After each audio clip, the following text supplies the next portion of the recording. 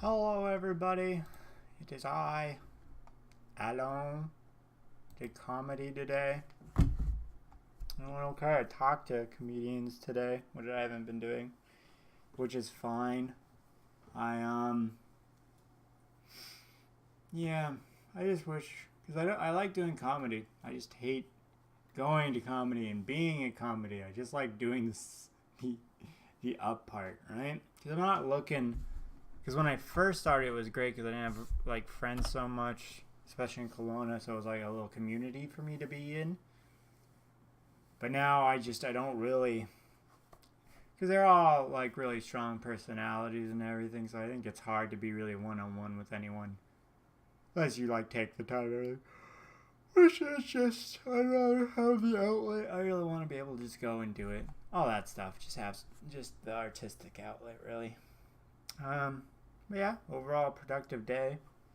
I had 2 viewers, maybe just one, but if I have one viewer a day who talks to me while I stream, that's awesome.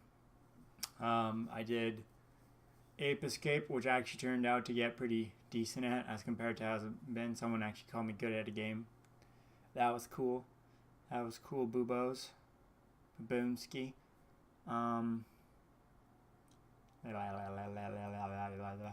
I'm interested. I think we'll talk about it. Maybe I don't know. I gotta find out from Dole who gets to host and ask questions. I guess actually maybe we should let Dole do it. Like he could even do it on one of our channels, but I think we should let Dole be the last host because maybe he's got spearhead shit he wants to say about for his last thing. But yeah, I'm curious to know what we, as the Daggians, want to get done as Dagg people while Dole is away. And we can talk about that at the thing. I'm not working right now, which is kind of what I wanted. But at the same time, like I want immediately the like, oh, I'm not making money thing comes back right away. And you're like, ugh, immediately can't enjoy your little bit of time off. Which will maybe turn into like too much time off, but I gotta talk to my guy and all that noise. See how that's going. Been feeling Max is at school all the time. We went home for vacation and I got used to hanging out with her, so I'm already like bummed that I don't get to hang out with her all day because I'm clingy.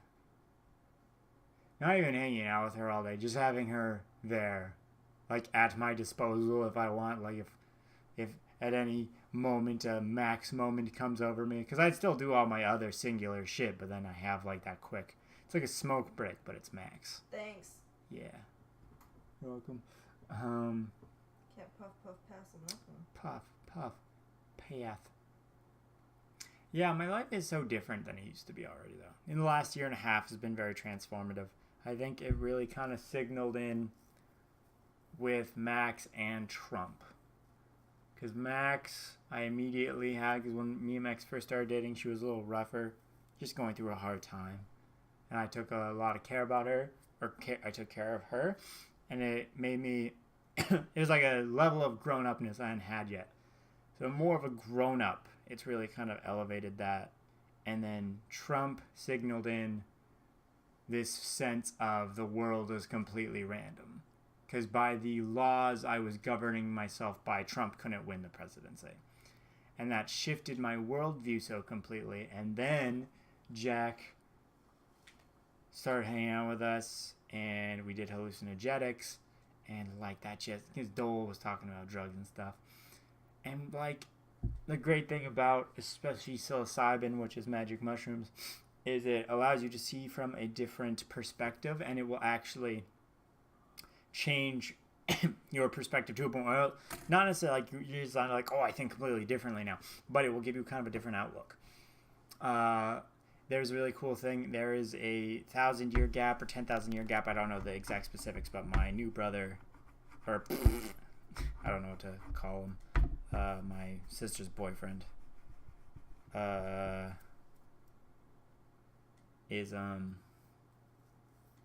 was talking, and so there's like a 10,000-year gap between the intelligence of Neanderthals and then us. So Homo not erect, the first one, whatever, Australopithecus, or is that the, I don't know, what, either the huge gap, huge knowledge gap, intelligence gap. And why I think this is because all humans started in Africa and then started migrating out. Some went to Asia, some went to Europe, shit like that. That's the thing. And some went across the Arctic or whatever, that science. But when those people were doing that, there was no food because they're crossing the desert. So the only thing they could eat was mushrooms growing out of elephant poop, which was magic mushroom, psilocybin. And this created that intelligence thing, because it does. You can see with psilocybin the things it fires, because most drugs like cocaine and stuff will stimulate your pleasure centers. Hallucinogenics stimulate your intelligence ones, so it can in a way make you grow. It's not like you take mushrooms and say, oh, I'm smart, but it does give you a different perspective. That's where, because I already knew money was bullshit. Like all your life, it's like, oh, this is a lame thing. I hate that I need this. But like after Trump and everything, and so it really makes me realize and be able to understand the concept of money not being real. Because when you say money's not real, it sounds like, well, you're a crazy person, because like it exists, I use it, it's used in practice. But the thing is, it has no actual value. Everything about money is ethereal. The material we use has a made up value.